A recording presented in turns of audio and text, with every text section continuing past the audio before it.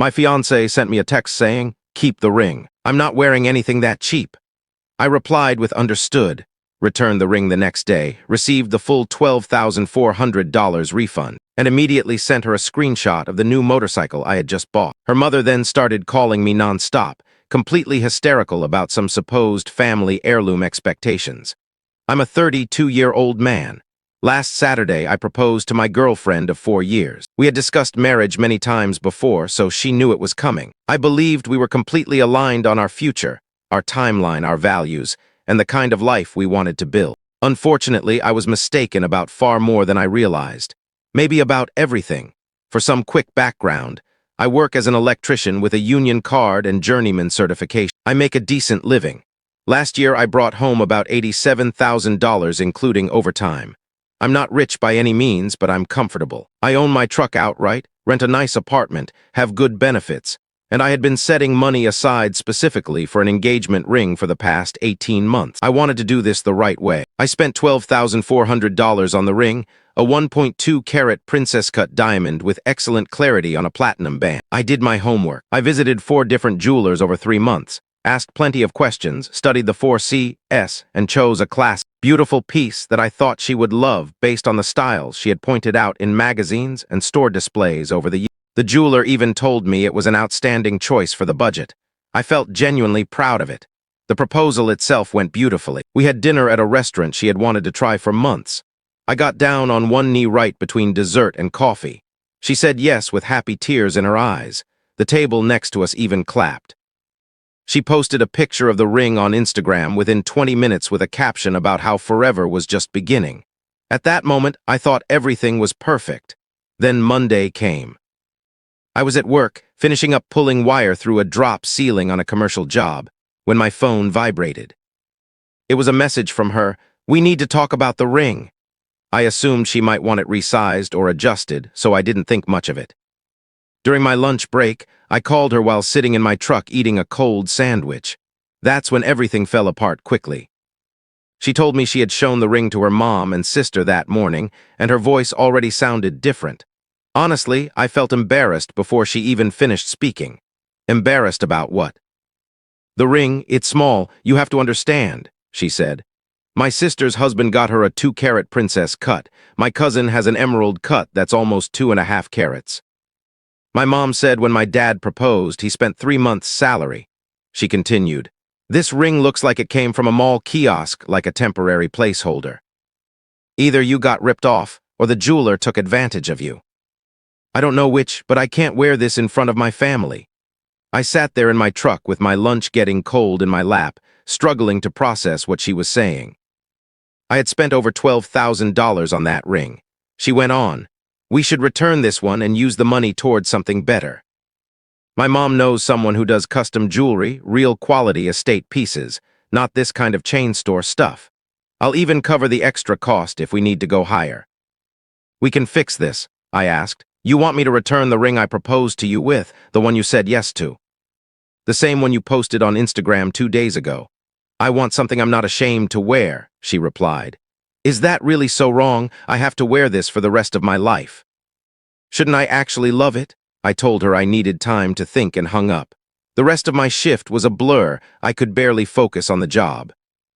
One of my coworkers asked if I was okay, and I couldn't even give him a proper answer. When I got home that evening, she wasn't there.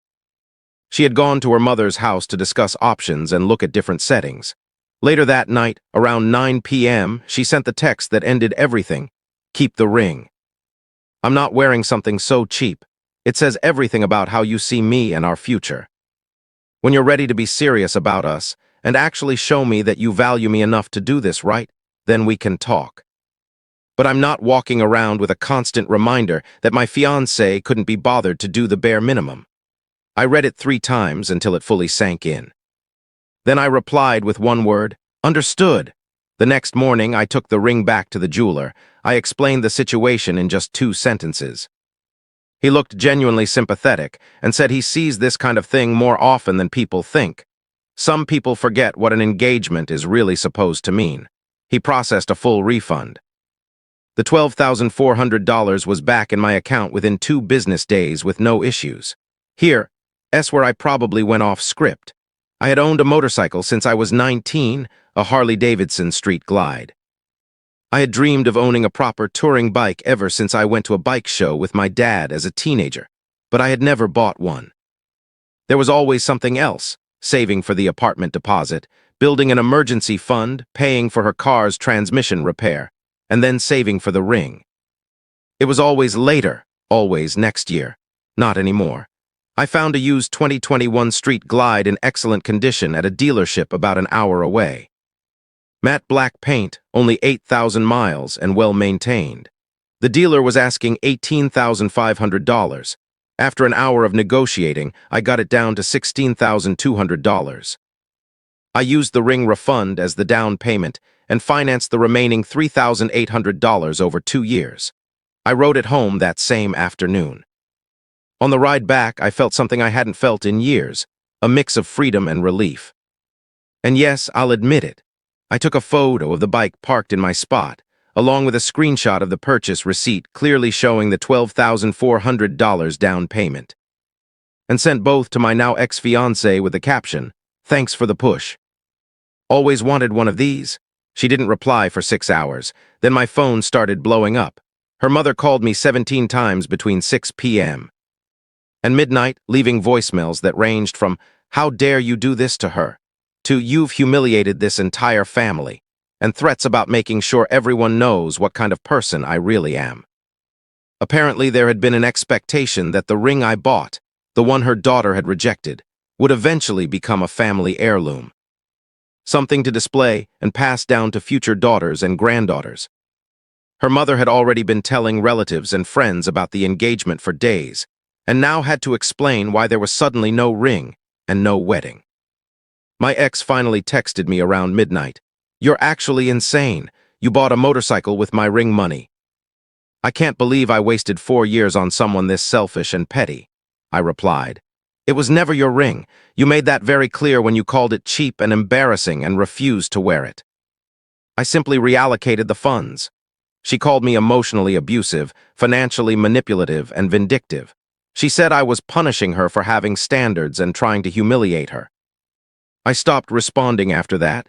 There was nothing left to say. It's been 5 days now. I've received texts from her sister calling me petty and cruel, suggesting I need therapy for whatever is broken inside me. Her father sent one message that simply said, "Disappointed in you, son. Thought you were better than this." That one actually hurt. I genuinely liked her dad. He seemed like a decent, salt-of-the-earth guy, and I had a lot of respect for him. But here's the truth: I'm not sorry. After 4 years together, holidays, family dinners, and countless conversations about our future, she looked at something I had saved for, researched for months, and chosen with care and love, and told me it embarrassed her. She said it in front of her mother, and then demanded I return it and buy something that would meet her family's approval. That isn't partnership. That's an audition I didn't sign up for. So now I have a motorcycle I've wanted for 13 years and no fiancé. Some people might call that a loss. I'm starting to think it might be the best decision I ever made. Update 1. Day 8. Things have escalated quite a bit, and I need to vent because my friends are getting tired of hearing about it, and I can't stop thinking about it. First, thank you everyone for the support on the original post. It really helped to know I wasn't crazy. Some people asked if I was being too harsh or if I should have had a longer conversation to try to work things out. I thought about that and lost sleep over it. Then day 6 happened, and all my doubts disappeared. On day 6, her mother showed up unannounced at my apartment complex.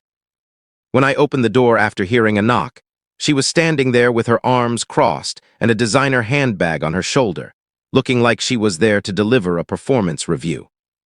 "We need to discuss how you're going to fix this situation," she said, not asked, but told as if it was already decided. "There's nothing to fix," I replied. "Your daughter and I are no longer together," she shot back. "She was only trying to give you constructive feedback." "That's what loving partners do. They help each other improve," I said. "She called a $12,000 ring cheap and embarrassing. She said it looked like it came from a mall kiosk and that it showed how little I value her. That isn't constructive feedback." She looked at me like I was slow. The ring was substandard for someone in our family and for what this occasion represents. I answered, so this isn't really about her being happy with the ring. It's about you having something to show off at family events and build your legacy around. Her face turned red and blotchy. You're going to regret how you've behaved. I know people in this community. I know what you do for work. You think contractors don't talk. I couldn't help but laugh. Ma'am, I'm union. I have more job security than most people. Your country club friends don't hire union electricians anyway. They use cheaper non-union crews. Please leave my property. She left, but not before telling me I had destroyed her daughter's happiness and that I should enjoy my little toy while I could because karma was coming.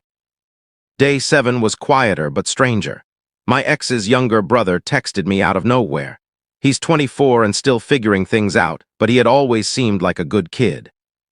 We used to play video games together during family visits.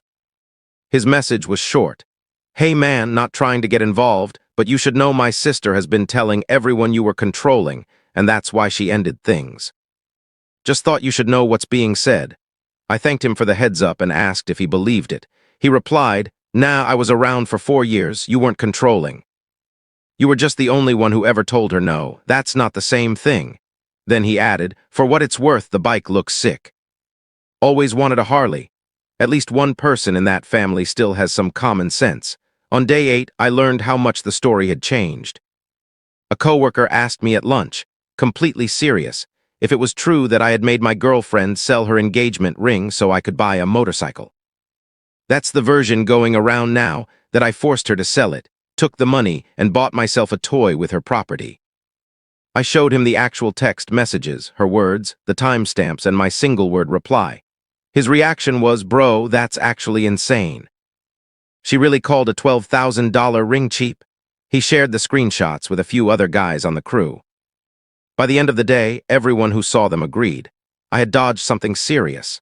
One of the older guys, married for 32 years, pulled me aside and said, my wife's ring cost $800 in 1992. She still wears it every day and has never complained once. The ring doesn't mean anything if the person is wrong. That helped more than I expected. What didn't help was learning that my ex had started a full revisionist history campaign. She was telling people we had basically been engaged for years, that I had been stringing her along, and that I finally proposed with the cheapest thing possible just to shut her up. 4 years of our relationship reduced to me being cheap and afraid of commitment. Everything we actually built together was erased and replaced with a story where she was the victim of my shortcomings. I'm not engaging in any public back and forth. I refuse to get dragged into social media drama, but I did set my phone wallpaper to the ring purchase receipt for a week. Every time someone asked about the situation, I just showed them the lock screen, $12,400, cheap according to her family. Petty? Maybe. Satisfying? You have no idea. Update 2, Day 16. This will be my final update because I think the situation has finally calmed down, and I need to move on mentally. On day 11, her sister sent me a Venmo request for $200 with a note saying it was for the bridal magazines and planning materials they had already bought. You owe us. I declined it and blocked her. The audacity was almost impressive. They had been planning a wedding that was never officially scheduled, buying supplies before I had even proposed, and somehow that was now my financial responsibility. On day 13, the real confrontation happened. My ex showed up at my apartment, the first time I had seen her face-to-face since the proposal night. She looked exhausted, like she hadn't slept well in days. Can we talk, just talk, inside, she asked. Against my better judgment, I let her in. She sat on the couch, the same spot where we had watched hundreds of movies together over 4 years. It felt strange how someone so familiar could suddenly feel like a complete stranger. I've had time to think, she said slowly, and I realize I handled things badly. I shouldn't have texted you that way. I should have talked to you in person calmly and explained how I was feeling. She continued, but you have to understand where I was coming from. My whole family was so excited. My mom had already told everyone, her book club, her tennis friends, our extended family. Then I showed them the ring and my sister made this face.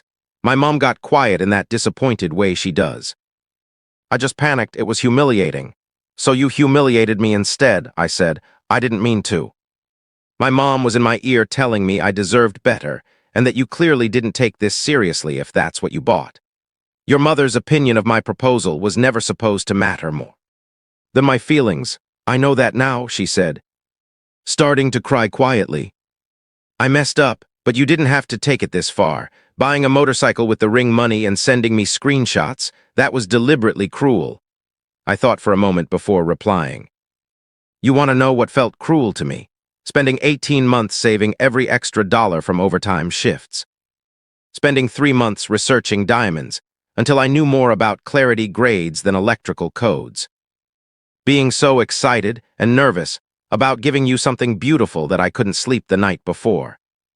And then finding out it wasn't good enough, that it embarrassed you and that I embarrassed you. She wiped her eyes. That's not what I meant. It's exactly what you meant. You just didn't expect any consequences. So we're really done. Because I said something stupid about a piece of jewelry. We're done because you showed me exactly who you are when things don't meet your expectations. And I'm grateful I found out now, before the wedding, before the mortgage, before kids. Before I spent the rest of my life trying to live up to standards I could never reach. She left without yelling or threatening. She just picked up her purse and walked out. On day 16, her mother made one last attempt with a 2,000-word email full of grievances, accusations, and demands. She claimed I had derailed her daughter's entire future and destroyed what should have been a beautiful joining of families. The email ended with a demand that I pay $4,000 for emotional damages and financial losses, venue deposits, catering consultations, dress alterations, and all sorts of wedding preparations supposedly made before I had even proposed. I forwarded the email to my lawyer friend. His reply was, "This is genuinely hilarious, completely unenforceable, ignore it." So I did. I blocked her email and phone number. Done. It's been 3 weeks since the proposal. The chaos has mostly died down. I heard through mutual contacts that my ex has temporarily moved in with her sister.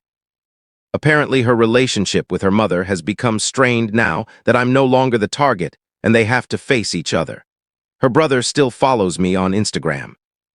He liked a photo I posted of the street glide parked at a scenic overlook last weekend. As for me, I'm doing okay. Some days are better than others. The motorcycle is everything I dreamed it would be for the past 13 years. I took it out for a long 3-hour ride last Saturday with no destination. Just the road, the wind, and silence inside my helmet. It was the first time I felt truly peaceful since this whole situation began. People keep asking if I regret how I handled things, if I was too harsh, too petty, or too quick to end everything. Some nights lying in bed alone in an apartment that still has empty spaces where her things used to be, I do wonder. 4 years is a long time. Not everything was bad. A lot of it was good. But then I remember that text. Keep the ring. I'm not wearing something so cheap. $12,000, 18 months of saving, countless hours of research, planning, and nervous excitement. And it embarrassed her. I embarrassed her. I wasn't good enough for her family's expectations. That wasn't love. That was a transaction I failed to complete to their satisfaction. So now I have a motorcycle I've wanted since I was a teenager, an apartment that feels too quiet, and a very clear understanding of what I actually meant to the person I was ready to spend my life with. Some people might call that a loss. Maybe it is, but I'd rather have a hard truth than a comfortable lie any day. Thanks for reading. Take care of yourselves.